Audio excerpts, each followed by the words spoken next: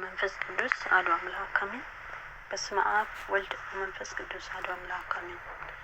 በስመ አብ ወልድ ወመንፈስ ቅዱስ አሐዱ አምላክ አሜን። ሰላም ቤተሰቦቼ እንደምን አላችሁ? ናለው እግዚአብሔር ይመስገን። ሰላም እግዚአብሔር ከሁላችንም ጋር ይሁን። አሜን። ንስሐ ምንድነው የሚለው ርዕስ መጥቻለሁ።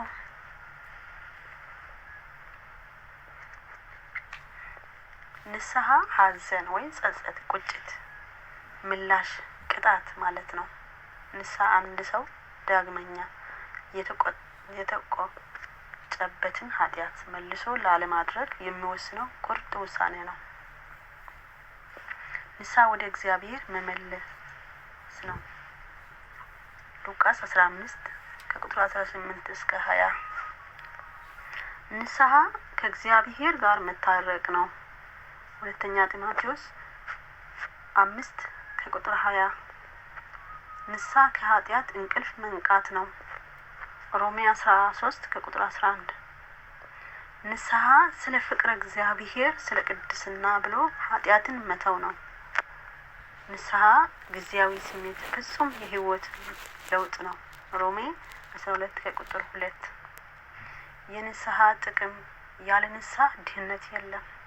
መድኃኒታችን ኢየሱስ ክርስቶስ ንስሐ ባትገቡ ሁላችሁም እንዲሁ ትጠፋላችሁ ብሏል።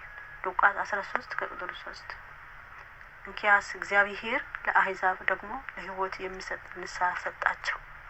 ሐዋርያ ሥራ 11 ከቁጥር 18 በኃጢአታችን ብንናዘዝ ኃጢአታችንን ይቅር ልለን ከአመጻችን ነጻ የታመነ ጻድቅ ነው ይላል። አንደኛ ዮሐንስ መልእክት ከቁጥር 1 ምዕራፍ 1 ከቁጥር 7 እስከ 9 ሐዋርያው ቅዱስ ጴጥሮስም ንስሐ ግቡ ኃጢአታችሁም ይሰረይ ዘንድ ብሏል። ሐዋርያ ሥራ 2 ከቁጥር 38 ስለዚህም ንስሐ ከጥፋት ለማዳን የኃጢአት ስርየት አግኝቶ እግዚአብሔርን ለመምሰል አስፈላጊ ነው። የንስሐ ጥሪ እግዚአብሔር ወደ ንስሐ እንድንመለስ የሚቀርብበት ጥሪ ለእኛ ያለው ጥልቅ ፍቅር የሚገልጥ ነው። እስራኤልን በብዙ በቢሉ መጽሐፍት ተጽፎ እንደምናነበው በደል በድሎ ከአምላካቸው በሸሹ ሰዓት ወደ እርሱ ይመለሱ ዘንድ በነቢያት ጥሪ ያቀርብ ነበር። ይህ ጥልቅ ፍቅር ነው። ወደ እኔ ተመለሱ እኔም ወደ እናንተ እመልሳለሁ ይላል የሰራዊት ጌታ እግዚአብሔር። ሚልክያስ 3:17 3 ከቁጥር 7 ንስሐ ግቡ ተመለሱ ፊታችሁ ከርኩሰታችሁ መልሱ። ሕዝቅኤል 14 ከቁጥር 6 እንዲሁም ልባችሁን እንጂ ልብሳችሁን አትቅደዱ። አምላካችን እግዚአብሔር ቸርና መሐሪ፣ ቁጣ የዘገየ ምሕረት የበዛ ከክፋትም ሁሉ የተጸጸተ ነውና ወደ እርሱ ተመለሱ። ኢዩኤል 2 ከቁጥር 12 እስከ 13 ብሎ ዘወትር ጥሪ ያቀርብ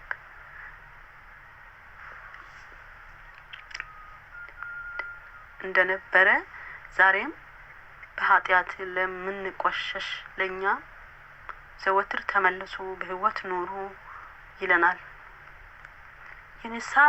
የንስሐ ደረጃዎች ንስሐ ለመግባት ማሰብ፣ ኃጢአትን መተው፣ ኃጢአትን መጥላት። ንስሐ እንዴት እንግባ? በገቢር ለፈጸምናቸው ኃጢአቶች እና የግድ ንስሐ ያስፈልጋል። እንደ ኃጢአት የሚቆጥርና የማይቆጥር ሐልዮም አለ።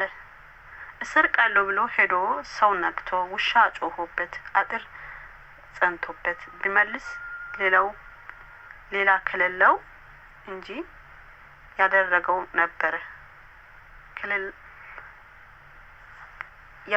ነበረ ንስሐ ያስፈልገዋል። ከመንገድ ሳለ ግን ፈጣሪዬ ያየኛል፣ እርሱ ይፈርድብኛል ብሎ ቢመለስ እንደ ኃጢአት አይቆጥርበትም። ነገር ግን ኃጢአት ጠልቶ አልተመለሰምና ፍጹም አይደለም። ኑዛዜ 4 መሰረታዊ ነጥቦች ያጠቃልላሉ። አንደኛ ኃጢአትን ለራሴ ሕሊና መናዘዝ፣ ሁለተኛ በጸሎት በደልን ለእግዚአብሔር መናዘዝ፣ ሶስተኛ በደልን ለካህናት መናዘዝ፣ አራተኛ ለበደሉትን ሰው መናዘዝ ናቸው።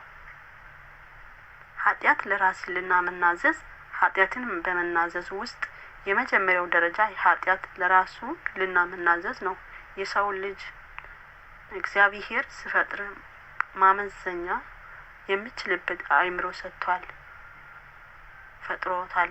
ስለዚህ ይህን ሕሊና ለሰው ልጅ ሲበድል ወቃሽ እውነተኛ ዳኛ ነው። ሕግ ተሰርቶልን ኦሪትን ወንጌልን ሳናውቅ በፊት ክፋውን በጎውን እንድንለይበት እግዚአብሔር በድንቅ አፈጣጠሩ ፈጥሮናልና። ሰዎች ታዲያ ክፋ ሲያደርጉ ይወቅሳቸው ዘንድ በጎ ሲሰሩ ያበረታቸው ዘንድ በጎ ሕሊና ያላቸው ሰዎች ኃጢአት በሰራ ጊዜ ኃጢአቱን እንደሰራ ያምናል። ለራሱም ኃጢአቱ አእምሮ ይናዘዛል። በድያለሁ ይላል። ይህ የንስሐ የመጀመሪያ ደረጃ ነው። ታላቁ መቃርስ እንዳለው ኃጢአት ለራስ መናዘዝ። ኑዛዜ 4 መሰረታዊ ነጥቦች ያጠቃልላሉ። አንደኛ ኃጢአትን ለራሴ ሕሊና መናዘዝ፣ ሁለተኛ በጸሎት በደልን ለእግዚአብሔር መናዘዝ፣ ሶስተኛ በደልን ለካህናት መናዘዝ፣ አራተኛ ለበደሉትን ሰው መናዘዝ ናቸው። ኃጢአት ለራስ ሕሊና መናዘዝ ኃጢአትን በመናዘዝ ውስጥ የመጀመሪያው ደረጃ ኃጢአት ለራሱ ሕሊና መናዘዝ ነው። የሰው ልጅ እግዚአብሔር ሲፈጥር ማመዘኛ የሚችልበት አእምሮ ሰጥቷል፣ ፈጥሮታል። ስለዚህ ይህን ሕሊና ለሰው ልጅ ሲበድል ወቃሽ እውነተኛ ዳኛ ነው። ሕግ ተሰርቶልን ኦሪትን ወንጌልን ሳናውቅ በፊት ክፋውን በጎውን እንድንለይበት እግዚአብሔር በድንቅ አፈጣጠሩ ፈጥሮናልና። ሰዎች ታዲያ ክፋ ሲያደርጉ ይወቅሳቸው ዘንድ በጎ ሲሰሩ ያበረታቸው ዘንድ በጎ ሕሊና ያላቸው ሰዎች ኃጢአት በሰራ ጊዜ ኃጢአቱን እንደሰራ ያምናል። ለራሱም ኃጢአቱ አእምሮ ይናዘዛል። በድያለሁ ይላል። ይህ የንስሐ የመጀመሪያ ደረጃ ነው። ታላቁ መቃርስ እንዳለው ኃጢአት ለራስ መናዘዝ እግዚአብሔር ሳይፈርድበት አስቀድሞ ራሳችን ላይ መፍረድ ነው። በቅዱስ ወንጌል ተጽፎ የምናነበው የጠፋው ልጅ ወደ ልቡ ተመልሶ እንዳለው እንጀራ የምተርፍባቸው የአባቴ ባለሙያተኞች ስንት ናቸው? እኔ ግን ከዚህ በረሀብ እጠፋለሁ። ተነስቼ ወደ አባቴ እሄዳለሁና አባቴ ሆይ በሰማይ በምድር በድያለሁ፣ ወደ ፊት ልጅ ልባል ዘንድ አይገባኝም። ከሙያተኞች እንደ አንዱ አድርገኝ እለዋለሁ ብሎ ኃጢአቱን በቅድሚያ ለራሱ እንደተናዘዘ እንዲሁም እኛም ከሁሉም በፊት ኃጢአታችን ማመን እንናዘዝ ዘንድ ይገባናል። ሉቃስ 15 ከቁጥር 17 እስከ 19 በጸሎት በድለን ለእግዚአብሔር መናዘዝ። ኃጢአትን መስራት በመጀመሪያ ደረጃ እግዚአብሔርን መበደል ማሳዘን ስለሆነ ለእግዚአብሔር መናዘዝ ይገባናል። ቅዱስ ዳዊት በኃጢአቱ በወደቀ ጊዜ እንዲህ አለ፣ አንተ ብቻ በደልኩ፣ በፊት ክፋን አደረግኩ። መዝሙር 50 ቁጥር 4 ነቢዩ ዳንኤል በጸሎት እንዲህ አለ፣ አምላኬ ሆይ ኃጢአትን ሰርተናልና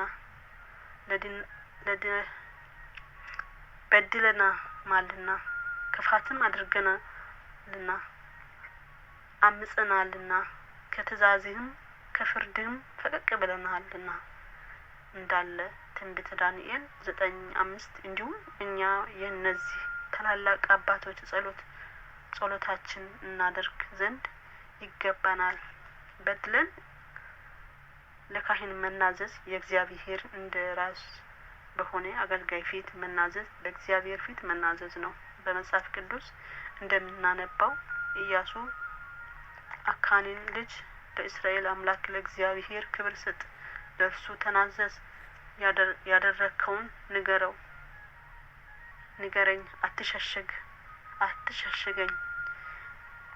ኢያሱ 7:19 እንዲህ ወደ መጥመቁ ዮሐንስ የመጡ ሁሉ ኃጢአታቸውን እየተናዘዙ የንስሐ ጥምቀት ተጠምቋል። ማቴዎስ 3:9 በሐዋርያት አገልግሎት ያመኑ ብዙ ሰዎች ኃጢአታቸውን ይናዘዙ ነበር። ሐዋርያ ስራ 19:18 ካህኑ ፊት ኃጢአትን መናዘዝ አንደኛ በካህኑ ፊት የተናዘዘውን ኃጢአት ዳግም እንዳይሰራ መንፈሳዊ ብርታት ይሆናል። ሁለት ፍጹም የኃጢአት ስርየት የሚገኝበት ቅዱስ ስጋው ክቡር ደሙ ለመቀበል የሚያስችል ፍቃድን ያገኛል። ኃጢአትን ለበደሉ ሰው መናዘዝ ይህን ማድረግ የራስ ልብ ለማስተካከልና ለማረጋጋት ከተበደለነው ሰው ጋር እርቅን ለመመስረት ይረዳናል። ጌታችን መድኃኒታችን ኢየሱስ ክርስቶስ በመሠዊያው ፊት መባህን አስቀምጠህ ሂድና አስቀድሜ ከወንድሜ ጋር ታረቅ፣ ከዛ በኋላ መስዋዕትን ታቀርባለህ እንዳለ ማቴዎስ 5:24 አስቀድመን ወደ በደልነው ሰው በመሄድ በድያለሁ ይቅር በለኝ ማለት ይገባል። አባቶቻችን ሳለ ይዞ ስርቆት ቅም ይዞ ጸሎት አይሰምርም እንዳሉ በቅዱስ ቃሉ መሰረት ያስቀየምነው ይቅር ማለት ይገባል። የንስሐ መሰናክሎች ሰዎች ንስሐ እንዳይገቡ የምትከተሉት ምክንያቶች መሰናክል ይሆንባቸዋል።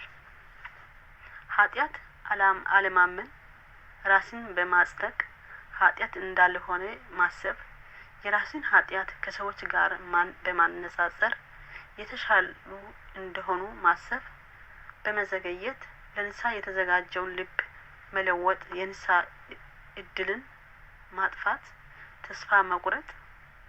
እነዚህ መሰናክሎች ዘወትር ንስሐ እንዳንገባ እንድንዘነጋ ገና ነኝ፣ ጊዜ አለኝ እድል ያደርጉናል። በዚህም ምክንያት ብዙዎቹ ከንስሐ ራሳቸውን ያርቃሉ። ሐዋርያ ቅዱስ ጳውሎስ ግን በመልእክቱ እውነት በአመፃ የሚከለክሉ ሰዎች በኃጢአተኝነታቸውና በአመፃቸው ሁሉ ላይ የእግዚአብሔር ቁጣ በሰማይ ይገልጣል። ሮሜ 1:18 እንዳለን የእግዚአብሔር ቁጣ ከመገለጥ በፊት ራስን ለንስሐ ማዘጋጀት ይገባናል። እንዲሁም ወይም የእግዚአብሔር ቸርነት ወደ ንስሐ እንዲመራ ሳታውቅ የቸርነትን የመቻሉ የትዕግስቱን ባለጠግነት ትነቃለህ። ነገር ግን እንደ ጥንካሬ ንስሐ እንደማይገባ ልብ የእግዚአብሔር ቅን ፍርድ በሚገለጥበት በቁጣ ቀን ቁጣህን በራሲ ላይ ታከማቻለህ። ሮሜ 2:5 የእግዚአብሔር ቸርነት ወደ ንስሐ የሚመራ እንጂ በችለኝነት የእግዚአብሔር ቁጣ በራሳችን ላይ እንዳይገለጥ ራስን ለንስሐ ማዘጋጀት ይገባናል። ለንስሐ ያብቀን። ወስብሐት ለእግዚአብሔር ወወላዲቱ ድንግል ወለመስቀሉ ክቡር። ቆየን ያስተማሩን አባቶቻችን የጻፉልን ቃልዎት ያሰማልን የነሳ ቢስጠን ፈጣሪ ለነሳ አብቀን ንገን ዛሬን ሳንድን ነሳ ገብተን ተዘጋጅተን እንድንቀመጥ ፈጣሪ ይርዳን እላለሁ። አመሰግናለሁ።